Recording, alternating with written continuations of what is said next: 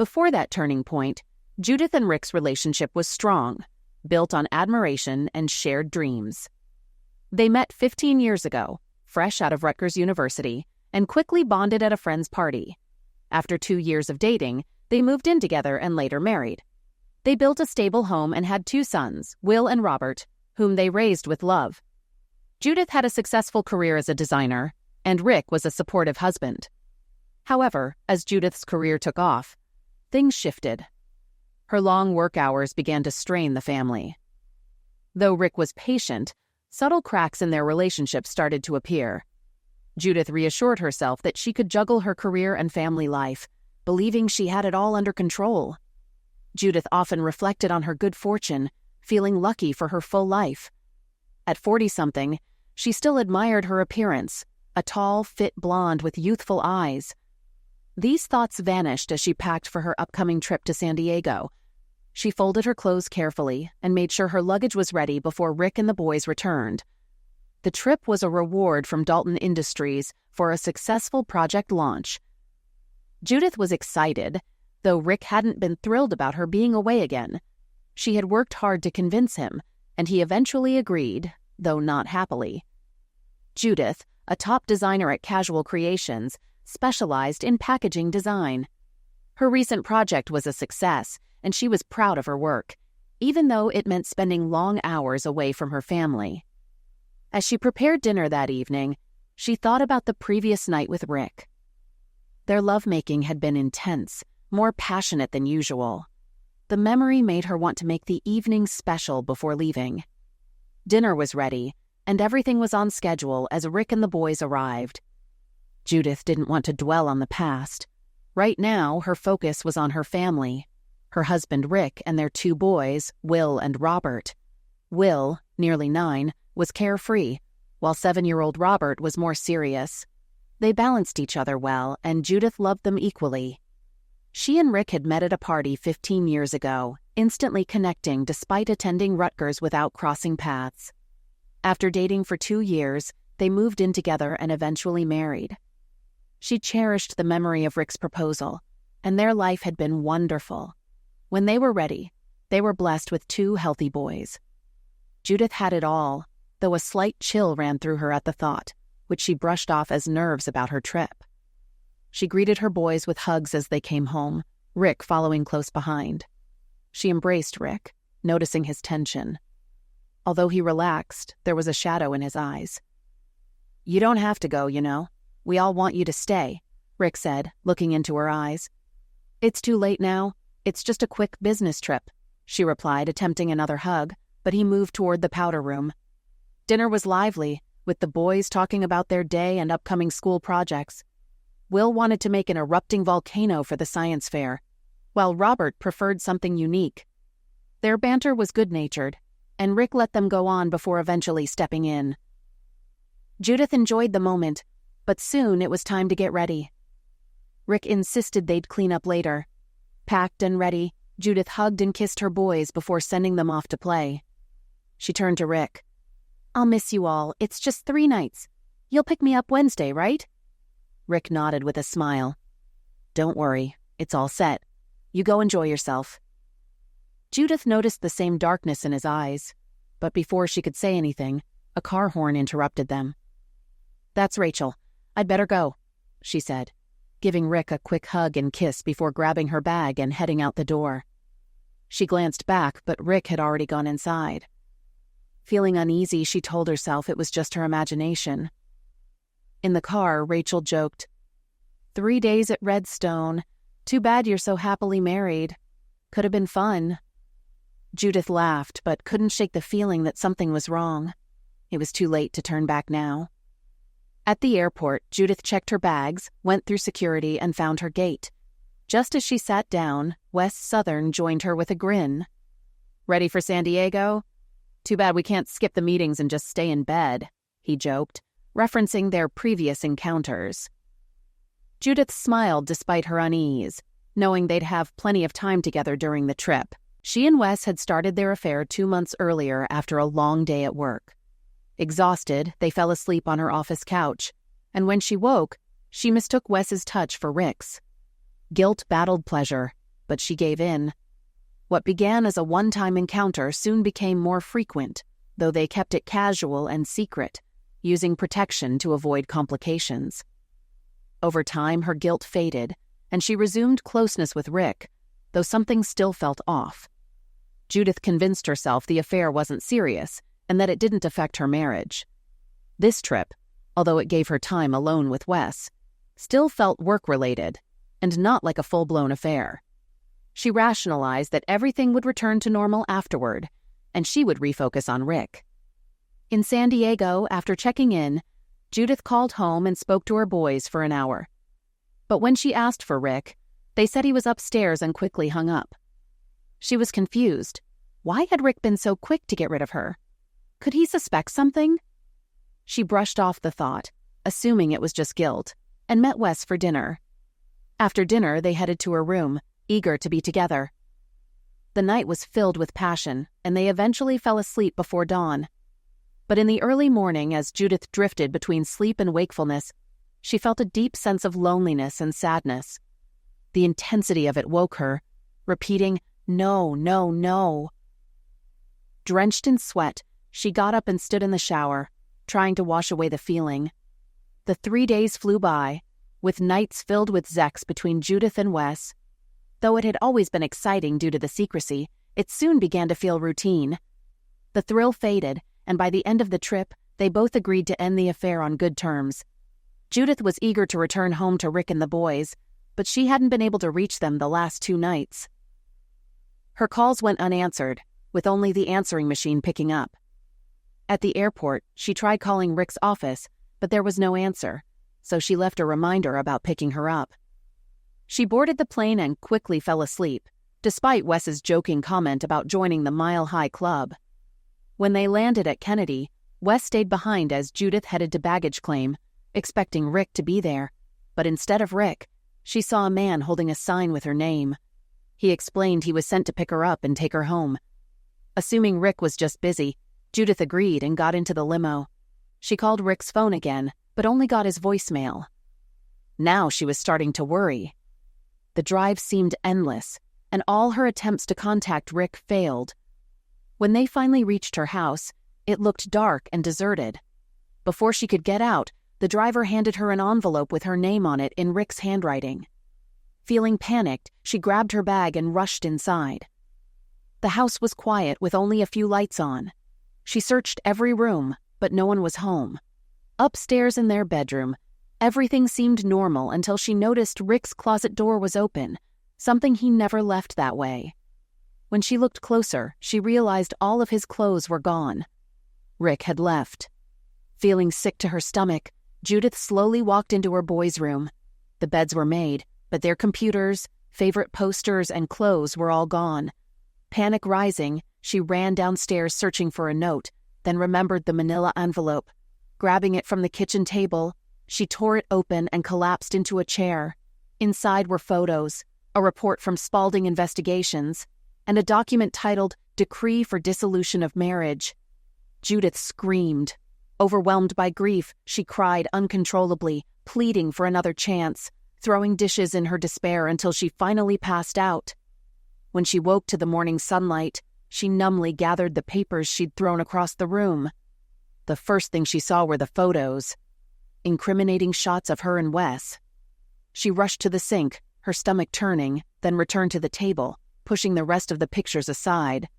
The report detailed her affair, with dates, times, and photo references documenting her betrayal. Judith didn't have the strength to read more and laid the report down. The legal document, thick and official, sat there, but she couldn't face reading it. Instead, she opened the envelope with a note from Rick. The letter began, "Judith, by now you know the boys and I are gone. I took our clothes, some of the boys' important things, and my stuff from the den. We're in a small apartment for now until we divide our assets," Rick continued, explaining how he found out about the affair. One night, after she said she'd be working late, he brought her a milkshake, only to discover her with Wes in her office. He had watched briefly, then left with the milkshake, thankful the boys had stayed in the car. That night, he told her he had a headache, a night she likely wouldn't even remember. She remembered that night vividly. It was the first time she and Wes had slept together. Overcome with guilt, she had dreaded facing Rick. But when she got home, Rick said he wasn't feeling well, and she was relieved she didn't have to talk to him. She even said a small prayer of thanks. Rick's letter continued, explaining how he had hired a private investigator, hoping it was just a one-time mistake. But it wasn't. The investigator easily installed a camera in her office after Rick copied her key. Rick admitted he couldn't look at many of the photos, though she seemed to be enjoying herself with Wes. When Judith mentioned the business trip, Rick had already planned to move out while she was gone. He learned Wes was joining her, though she had lied about who would be there. Rick expressed his anger, feeling betrayed, not just by the affair, but by the deliberate deception.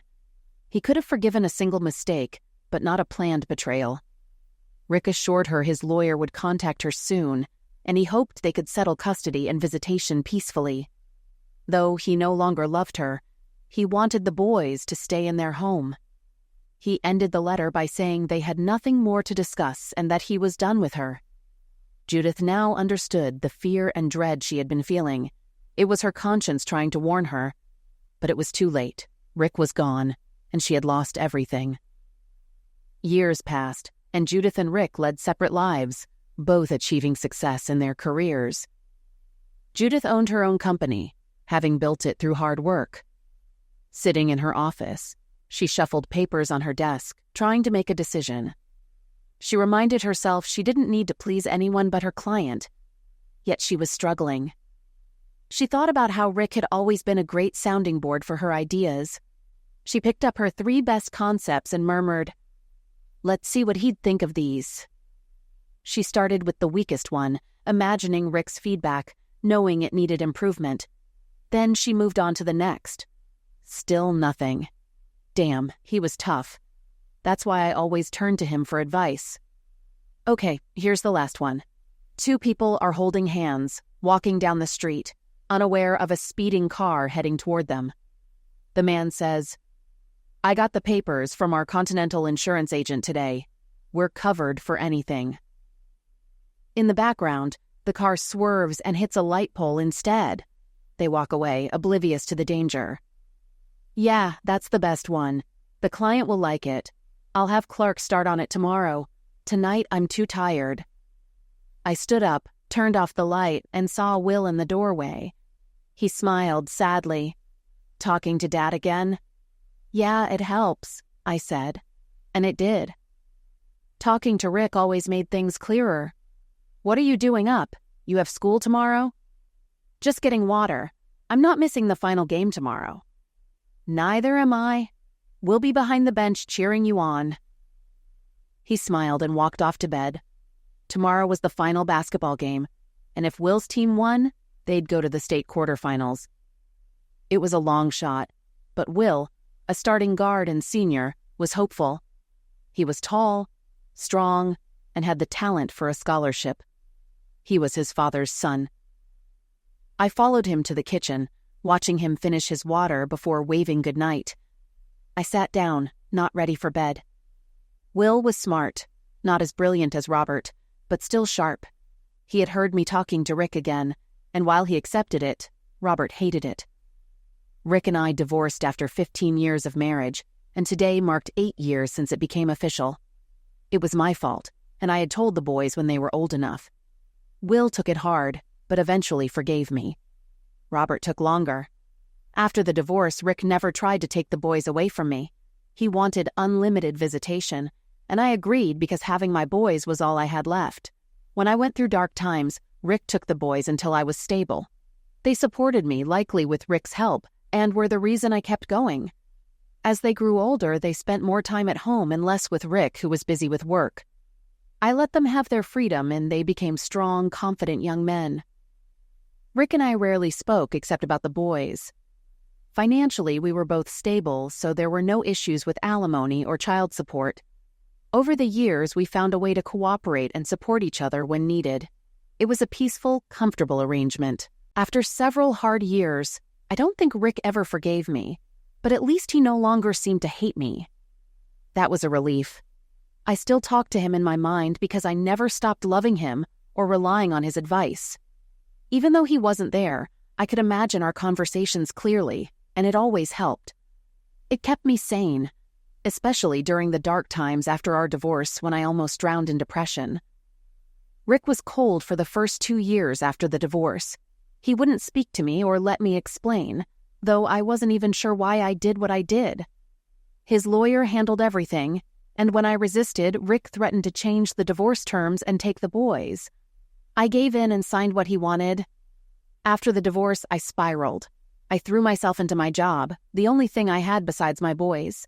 Though Wes was still around, we had no contact by mutual agreement, but he bragged about our affair, which hurt my reputation at work. People saw me differently, and I became isolated. One night, a colleague asked me out. I initially refused, but then accepted, thinking it might help me move on. I drank too much, and we ended up at his place. The sex was rough and quick, leaving me feeling empty, but I convinced myself I didn't need Rick.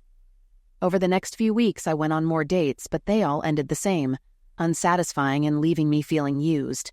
One night, I woke up on the floor of my living room, disheveled and alone, with only vague memories of the evening. I couldn't remember who I had been with, but I knew I had hit rock bottom. That night, I realized how far I'd fallen. Shame and disgust washed over me, and I questioned what I had become. Thankfully, my boys were with their father that weekend, sparing them from seeing me at my lowest. Eventually, I calmed down enough to clean up and make some important decisions. I found an old phone book in Rick's office and scheduled a doctor's appointment. I also resigned from my job, knowing I had to move forward. My sons kept me going, but I was alone most days while they were in school. I came close to doing something reckless more than once, but I didn't, which was a miracle. Before I lost everything, I saw a therapist, Cheryl Hopkins, recommended by my doctor. She put me on medication and helped me slowly regain control of my life. At first, I barely held on, but over time, I fought my way back. Through therapy, I realized that even though I had everything, a successful career, 2 wonderful boys, and a loving husband, it wasn't enough for me. I didn't know why, but I went looking for something more. That's how my affair with Wes began. He was attractive and flirtatious, and I responded. The thrill of the forbidden outweighed the guilt, and we started an affair that lasted 3 months, culminating in the San Diego trip. But it cost me my marriage. I continued working, but my reputation had suffered. Wes had talked about our affair, and I became known more for that than my professional skills. Though I had the option of claiming sexual discrimination, I chose not to stir trouble as long as they left me alone.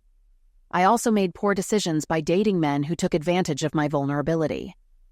These meaningless encounters left me feeling empty, and I eventually realized I had hit rock bottom. That's when I called my doctor and began the long climb out of my depression, with Cheryl's relentless support. It took 2 years, but I finally recovered, though I still check in with her occasionally. I quit my job and left that chapter behind, but I needed to work for my own sanity. Rick had left me the house and enough financial support, but I wanted to build something new. So I started my own business, J. Proctor Packaging Concepts, from home. I used some equity from the house to get a loan and bought the necessary equipment: a high-performance computer, color copier, drafting board, and tools for graphic design and packaging. With that, I began rebuilding my life. At the time, Will had just turned 13, and Robert was 11.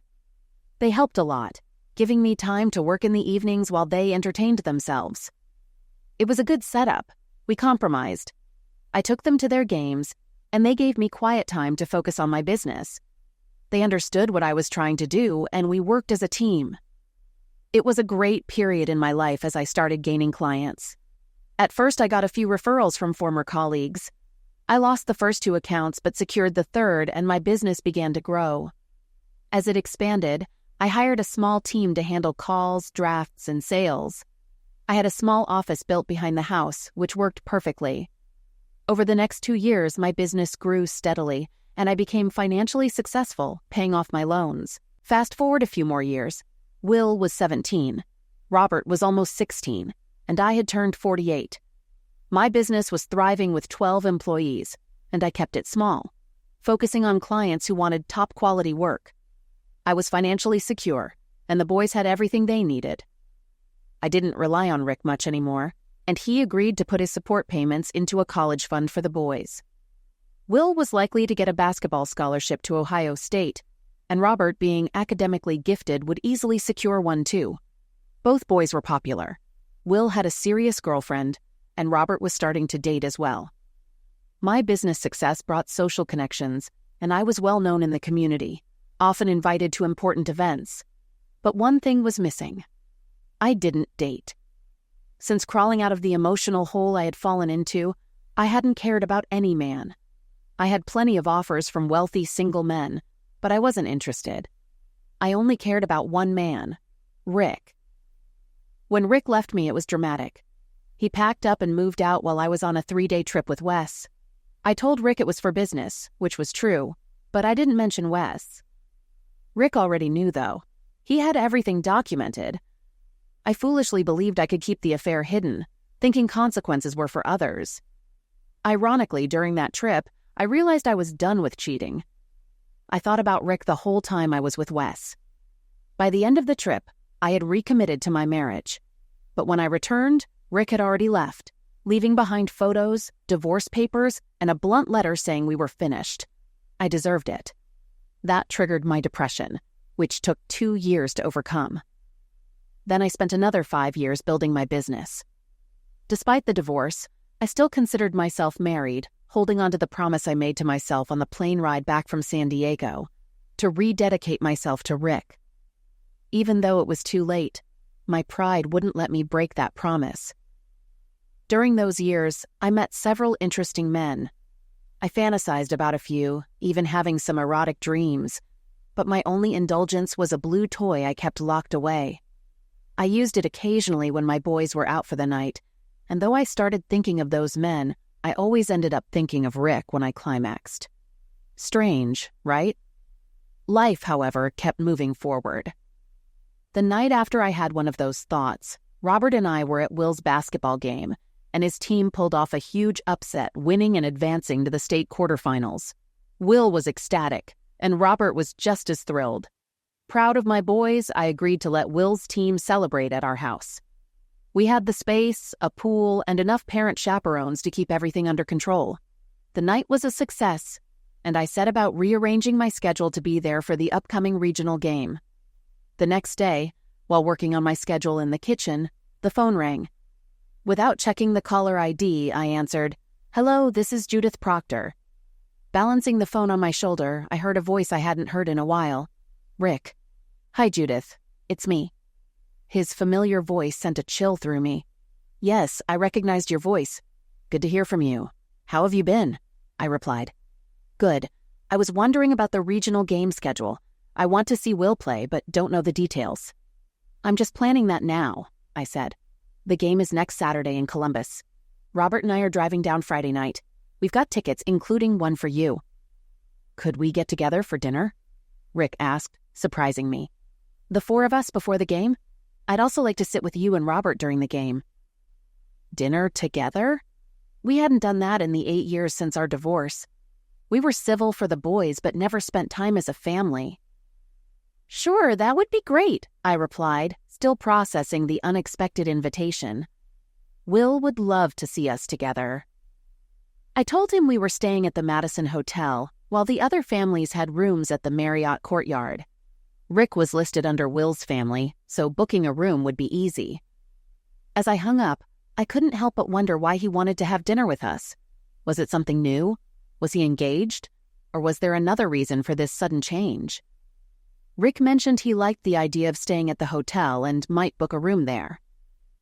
I said goodbye, still in shock from the call, and hoped I hadn't missed anything important. I pushed my emotions aside and finished my scheduling, which now felt even more significant.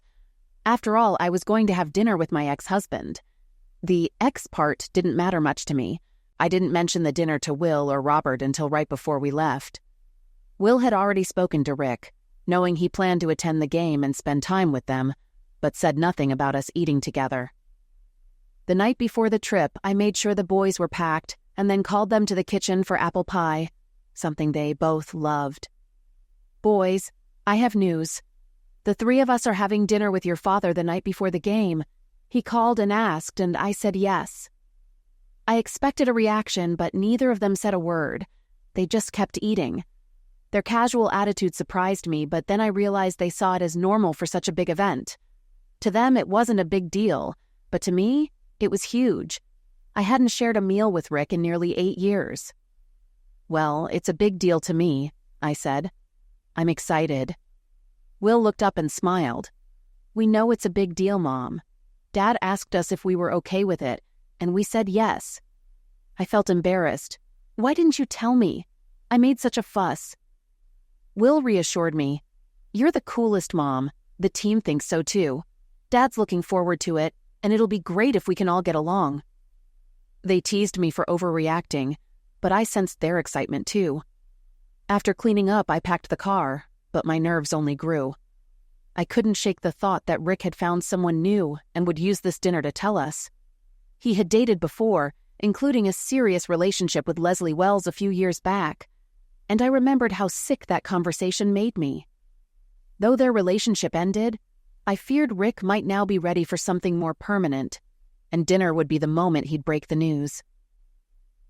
Rick's second serious relationship was about 1.5 years ago with a younger woman, Jean Chambers. She was at least 10 years younger than him. At first I found it amusing, but then I became concerned when he used the word love to describe her. I ended the conversation quickly. He never mentioned her again, but I assumed they were still together. I made it clear to my boys that their father's relationships were off limits in conversations with me, and they respected that. I was convinced this dinner was Rick's way of telling us he was going to propose to Jean. Rick would tell us before making it official. He was always polite and considerate. He had every right to move on, especially after what I did to him, but the thought still stung. The next day, we set off for the drive to Columbus for Will's quarterfinal game. Will was with his team on the bus, and Robert and I drove separately. I wanted to arrive early enough to shower, change, and prepare for dinner. I had a new dress, shoes, and jewelry, and even wore the perfume Rick bought me years ago. I wanted him to remember what he had walked away from. After checking in at the hotel, I let Robert have his own room, explaining he'd have to share with Will later. We decided to check if the team's bus had arrived, but we had beaten it by over an hour. While Robert led the way, I browsed the hotel lobby and nearby shops. Eventually, the bus arrived, and we saw Will with his girlfriend, Jill. After greeting her, Will spotted us and came over. He and Robert went to their room to change, while I headed back to the lobby to window shop and people watch. A short while later, I saw Rick walk in. It was both a shock and a thrill to see him again. I didn't make myself known, but watched as he checked in, efficiently as always. He still looked great, and I couldn't help but feel a rush of memories. Even when I fantasized about other men, it was Rick who always came to mind. I went back to my room to get ready and composed myself, making sure I was calm when Rick called. After finishing my hair and makeup, I checked on the boys. They were talking about the game, full of excitement. They looked handsome in clean shirts and pressed jeans. Okay, I pressed their jeans, but still. I returned to my room to finish getting ready. I wanted to put on my dress at the last moment to avoid wrinkles. As I fastened my necklace, the phone rang. It was Rick. "Are you ready?" he asked. 5 minutes, I replied, trying to steady my nerves. After hanging up, I started to panic. The reality of sitting down to dinner with Rick hit me hard. I called to the boys, and when they came into my room, Will whistled. "Wow, Mom, you look hot," he said with a grin. His compliment choked me up. I smiled and kissed him on the forehead, and as he pretended to protest, he whispered, "Go for it, Mom." I was ready. With Will's encouragement, my fears faded. I decided to enjoy the evening with my handsome sons and ex-husband, ignoring the consequences. I linked arms with the boys, and we headed to the elevator to meet Rick. Rick stood in the lobby holding a small box. When he saw us, he smiled and walked over. For a moment, we looked like a regular family, husband, wife, and 2 sons. Rick complimented me, saying I looked beautiful, and I thanked him, blushing. He greeted Robert with a teasing remark and shook Will's hand, sharing a meaningful glance with him. Then he handed Will the box. "This was given to me by my father when I went to college," Rick said. "Now it's time to pass it on to you." Will hesitated, then opened the box to reveal a gold pocket watch, intricately engraved. He admired it, clearly moved by the gesture. Robert was excited too, showing no jealousy. I felt a surge of pride in my boys, and a tear welled up in my eye, which I quickly wiped away. "Shall we sit down?" I said, trying to keep things light. Rick, understanding, gently took my arm, and we were seated in the restaurant. Rick sat next to me while Will and Robert sat across, both grinning. Dinner was fun. The boys devoured burgers and fries, while I had a salad and sandwich. Rick enjoyed a steak, and we all laughed and talked easily. For dessert, the boys had pie. Rick ordered sorbet, and I skipped. My dress was tight enough as it was. After dinner, the boys left to meet their curfew, leaving me alone with Rick for the first time in years.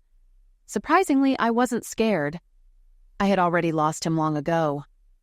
Rick ordered coffee, and I nodded in agreement, wanting the evening to continue. We sat in comfortable silence, enjoying each other's company. I realized how much I had missed this connection. I wondered why we couldn't have parted as friends, but I knew the answer. The pain I had caused him was too deep to easily forgive. The waiter brought our coffee, pouring it for us before stepping away. Now we were truly alone. I wasn't sure what to say and wondered if I should be the one to start. After all, wasn't this the conversation I had wanted for so long but never had? Should I take the chance now and say the things I'd kept bottled up? Just as I worked up the nerve to speak, Rick turned to me. "Judith, can I ask you something? Just a few things that have been on my mind for a while, if that's okay." I was relieved that he started the conversation. "Of course, Rick. Anything. Just ask."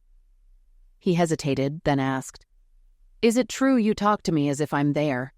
As if I'm actually with you?" That's what he wanted to ask? God, I'd prayed for this opportunity. "Yes, it's true," I admitted. "I've always done that, ever since I started the business. I valued your advice so much that, when you weren't around, I pretended you were. I knew you so well that I could imagine what you'd say, so I filled in for you. You have no idea how much you've helped me." Rick looked at me, surprised. "Why didn't you just call me for advice? Wouldn't that have made more sense?" "Rick, you made it clear you wanted nothing to do with me. We both know why. So why would I call you for advice?" I asked, holding his gaze. He nodded in understanding and looked away. For a moment, I thought I'd been too blunt, but then he turned back to me. "You never date," Rick said suddenly. "Why is that? I know things didn't work out after the divorce, but you're still beautiful and successful. I know plenty of men would love to go out with you. Why haven't you dated?" It was the question I'd expected, and I was ready for it. I took a deep breath and decided to be honest. What did I have to lose? I made a mistake 8 years ago, and I paid the price for it. I had no choice but to pay it, and I have. But after working with Cheryl Hopkins, my therapist, I realized there was only one man for me, and that man was you. I saw him about to object, so I quickly added, "Before you say anything, you need to understand. I made that promise on the flight home from San Diego. Wes and I had already ended our affair. I was ready to recommit to our marriage and to you. I realize now how naive that was, to think I could just walk back into your life after what I'd done. But nothing I did then was reasonable or fair. I know that now. I screwed up, Rick. It was all my fault. I take full responsibility." I watched Rick process what I was saying. Taking another deep breath, I continued. "After the divorce, I promised myself I'd be the perfect wife for you, even though I knew I couldn't be with you anymore. I've kept that promise, Rick. Even though we're divorced, I've stayed faithful. Dating someone else would feel like cheating on you. And I can't do that. I won't do that." Rick looked confused, unsure of what to say. I smiled gently and, after a few moments of silence, added, "And I'll tell you something the boys don't know. Sometimes I think of, well, let's just say inappropriate things I'd like to do with other men. But guess who I always end up with in my dreams?" Rick still looked puzzled, so I waited a few seconds before revealing the truth. "You, Rick. Even in my dreams, I can't cheat on you." I may imagine other men at first, but you're always the one I end up with." Watching his expression, I couldn't help but laugh. It was too funny. He had no idea how to respond, and for the first time in 8 years, I had the upper hand. God, how good it felt to say something serious, funny, and absurd to my ex-husband without any fighting or drama. It was just fun, and I realized I was enjoying myself.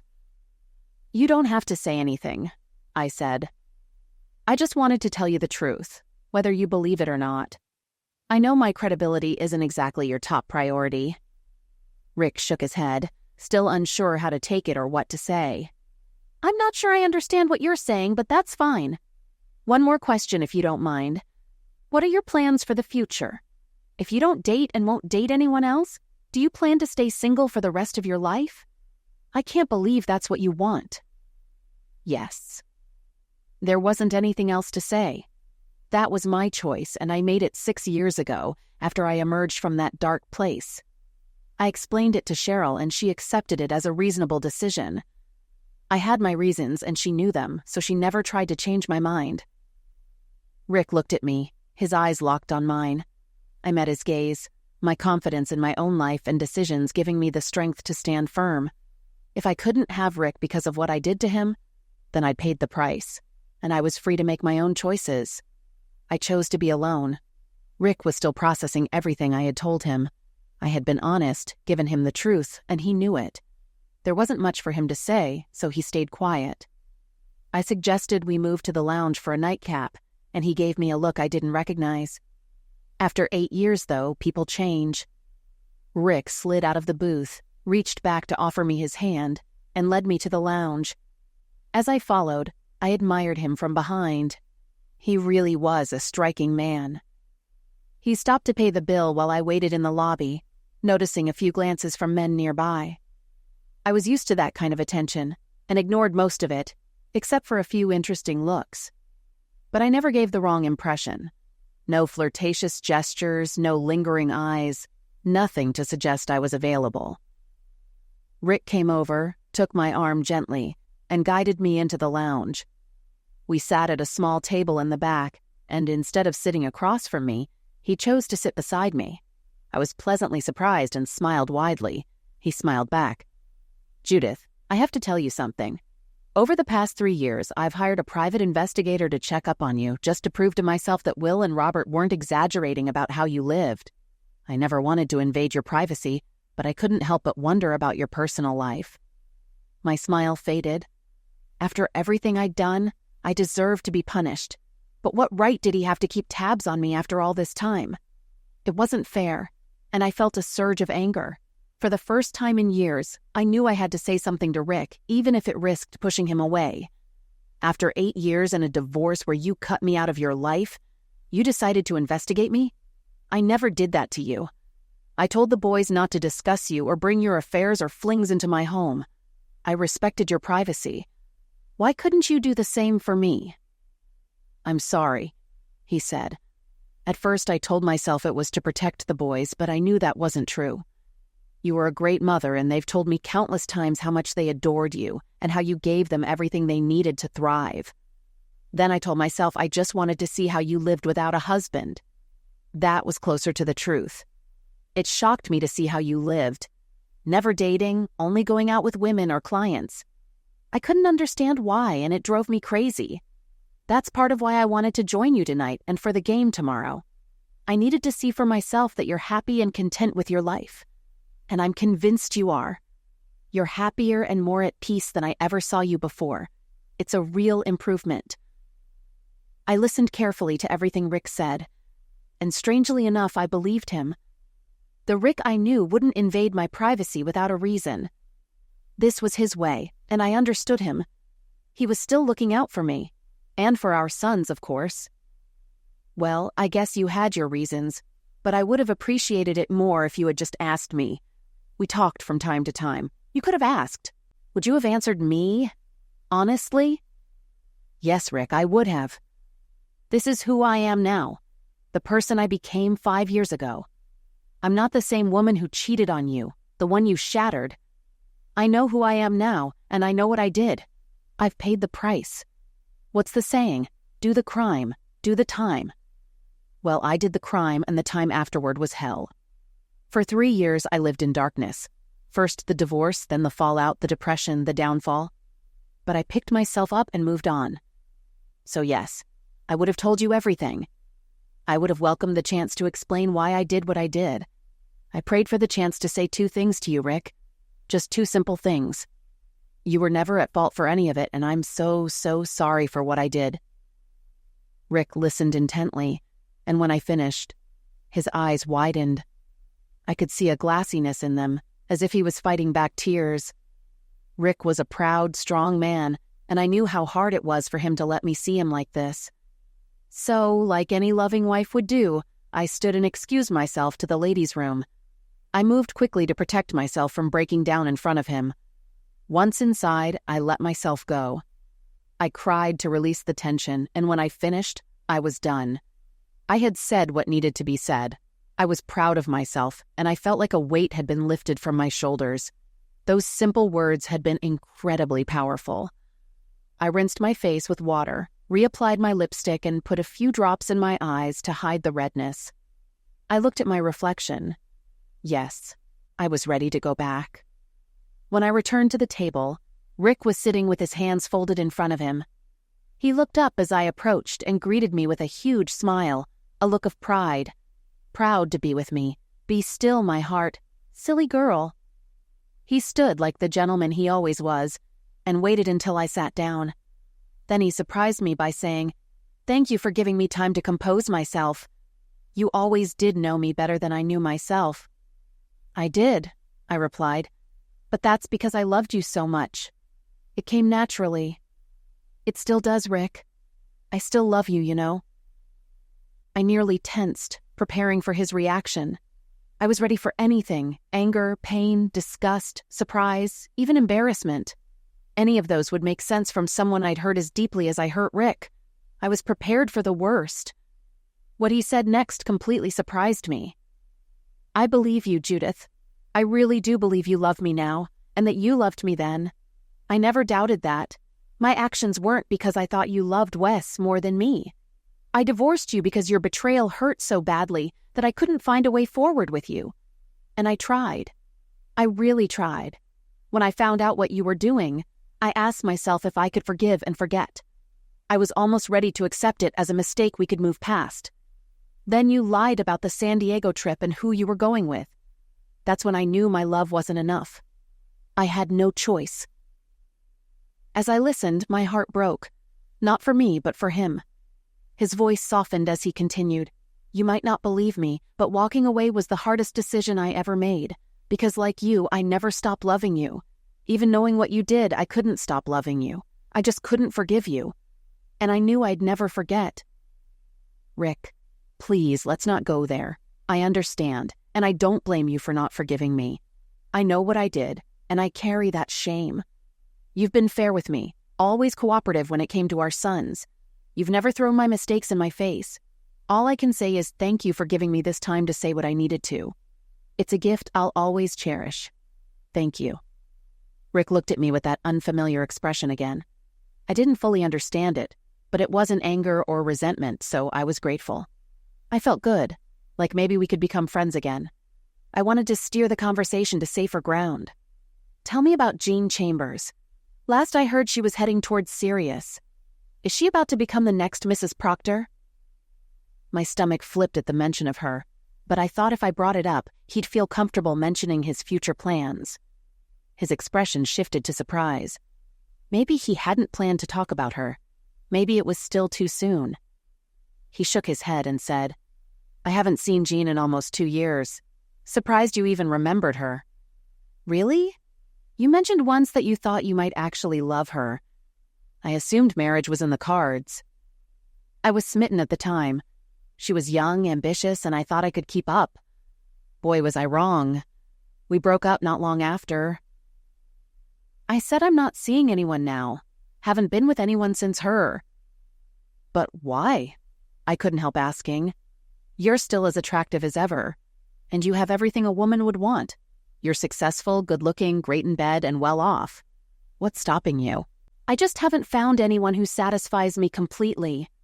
The women I've dated were either too pushy, not assertive enough, bad in bed, or just looking for someone to take care of them. None of them had what I needed.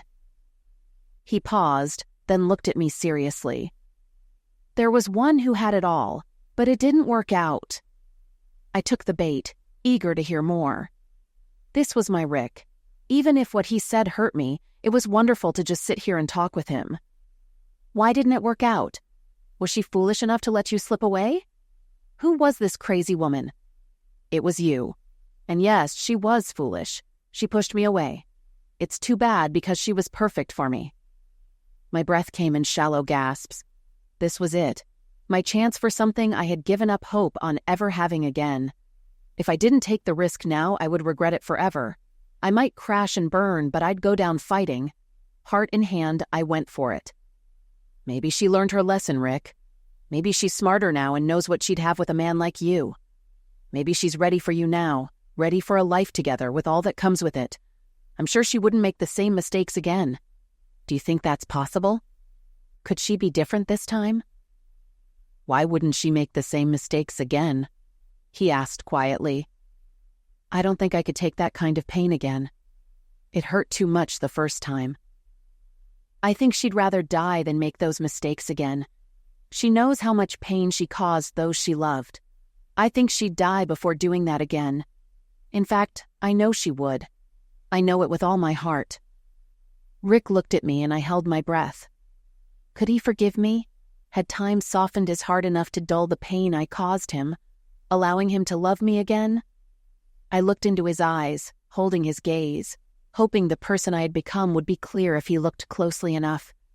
He said nothing but reached for my hand. I gave it to him, still holding my breath. If he didn't speak soon, I felt like I would burst. This night had taken a turn I never expected. He had gone all the way back, offering a chance I thought was lost forever, and I wasn't sure I could hold on much longer without screaming. I believe you because I want to believe you, Judith.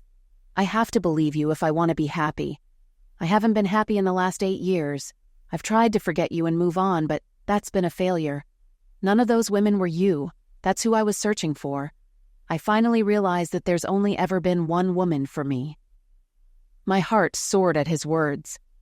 But then he paused and his tone shifted. But Judith, the only thing I can say today is that I forgive you. I forgive you for destroying my family and my marriage. I've tried to move on for years, but I couldn't. Something was always holding me back. Now I realize it was my anger. I'm letting it go. I don't have any emotions left that tie me to you. You said I devastated you for 8 years. No, I didn't. It was the consequences of your actions. I just reacted to what you did. Now I feel nothing for you, no anger, no hate, and finally, no love. Then he stood up and walked away. Will's team lost in the quarterfinals, but we all cheered him on. He played brilliantly, and it was enough to earn him the scholarship he had worked so hard for. His father and I were so proud of him that night. He played his heart out, but accepted the loss with grace. He went on to play in college, earned a degree in business management, and joined his father's company after graduation. He worked his way up until Rick retired and passed the business to him. Along the way, Will married Jill, his high school sweetheart, and they now have 3 wonderful children. Robert earned an academic scholarship and attended Harvard. He wanted to be a lawyer, graduated with honors, and joined a law firm in New York City. He built a reputation as a fierce attorney and eventually started his own practice. He now has a team of 4 lawyers and recently proposed to a woman he met through one of his cases. They seem deeply in love, and we are hopeful for their future. Rick and I met several times over the years. He was always polite, too polite, and I could tell it was just out of courtesy. I still loved him, but he had nothing left for me. I couldn't blame him. I had made him the man he became. I kept my company, and we stayed successful in the industry. Over time, I let my partners take on more responsibility and worked less and less. When Rick handed his company over to Will, I made the tough decision to sell mine to a group of my employees. We reached an agreement, and I finally retired. I turned 60, and everyone came to celebrate. But as I mingled, smiling and chatting with everyone, I kept looking for Rick. I laughed and made small talk, but inside, I felt empty, I had a house, a car, and my sons, but no one to share my life with. Rick passed away a year later. He never remarried, all because of me. He died peacefully in his sleep. I saw him in the casket, white-haired, clean-shaven, and still handsome. Although he left me emotionally long ago, this time he was gone for good. I still visit his grave. I sit there, but I have no words for him. All I'm left with are regrets, wishing I had made different choices. But all I can do now is regret.